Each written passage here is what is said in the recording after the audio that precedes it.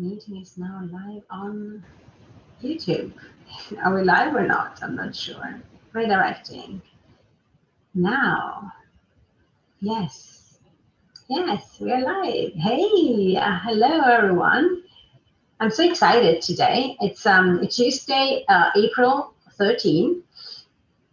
April 13. And they're just one day away from the masterclass on Stop Procrastinating, which is going to go live tomorrow at 3 p.m. Central European Time. So hi, my name is Chiara Covone. I'm an executive coach certified with the ICF, International Coaching Federation, and I'm a former senior executive at the FTSE 100 company. And I wanted to share with you my 5 tips to how to give feedback remotely.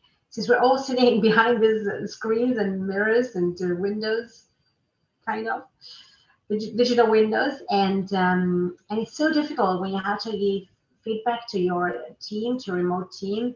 We really, shy away. So I thought I'd give you 5 tips, both from my leadership experience, but also, of course, from my coaching experience point of view.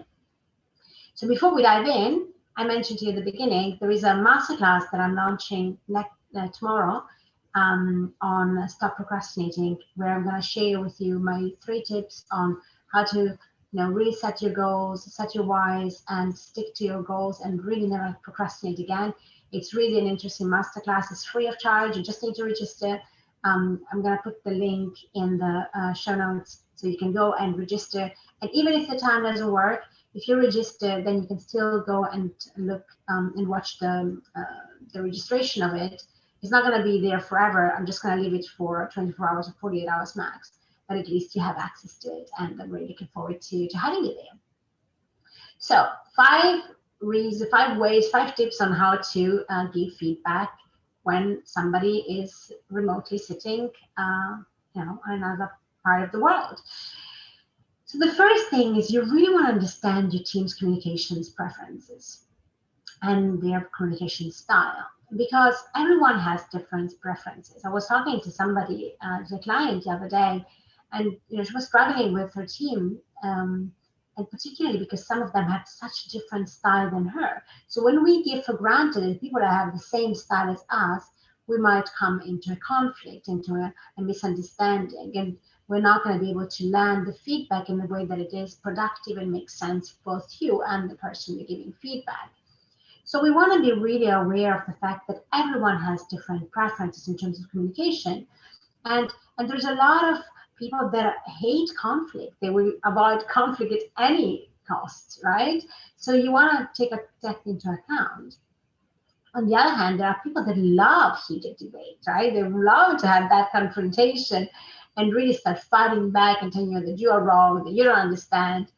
And so, of course, depending also on your style, you want to be aware of what their preferences are.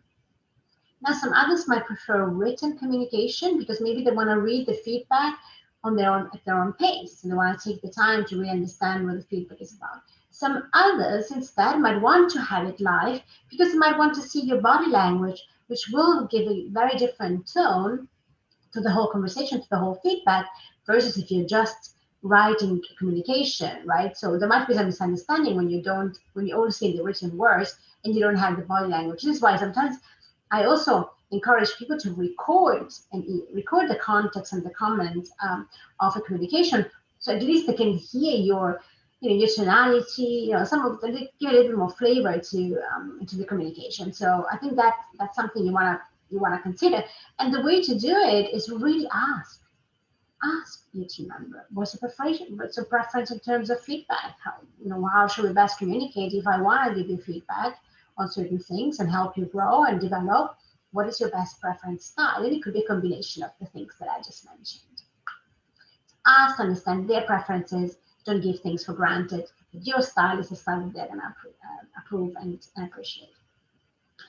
So the second thing is that you want to make obvious things that are obvious to you, also to your team members. Sometimes we give so much for granted. I can't tell you how many times I've heard a manager say, I thought I made it clear to them that, that their performance wasn't good, but they kind of fell off the chair when we did the mid-year review, and I told them that the performance was poor.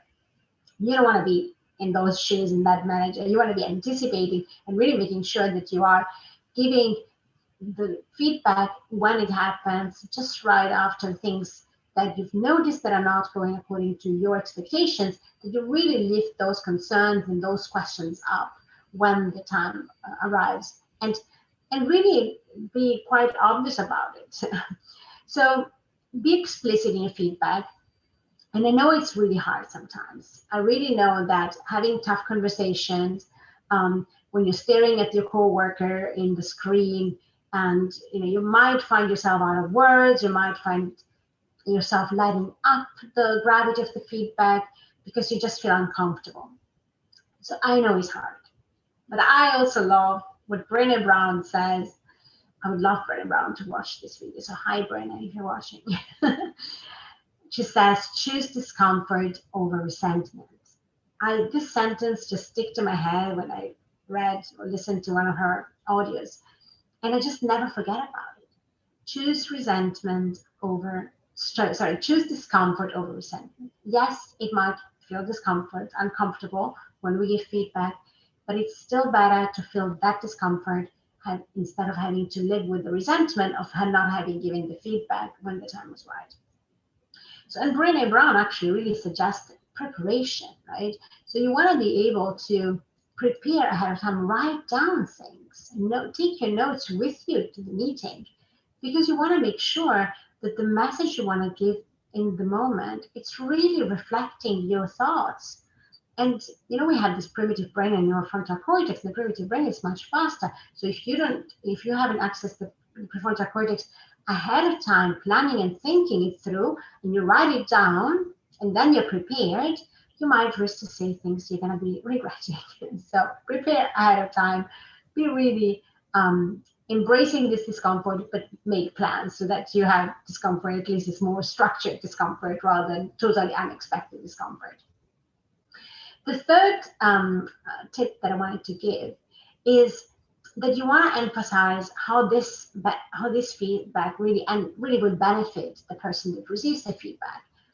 We're not giving feedback just for the sake of giving feedback, right? I mean, there is a purpose to it. There is a reason why you want this person to succeed, and don't give it for granted. And the way also to do it, to me, is very much around balancing out. Also mentioning things that work. Maybe you start with things that work.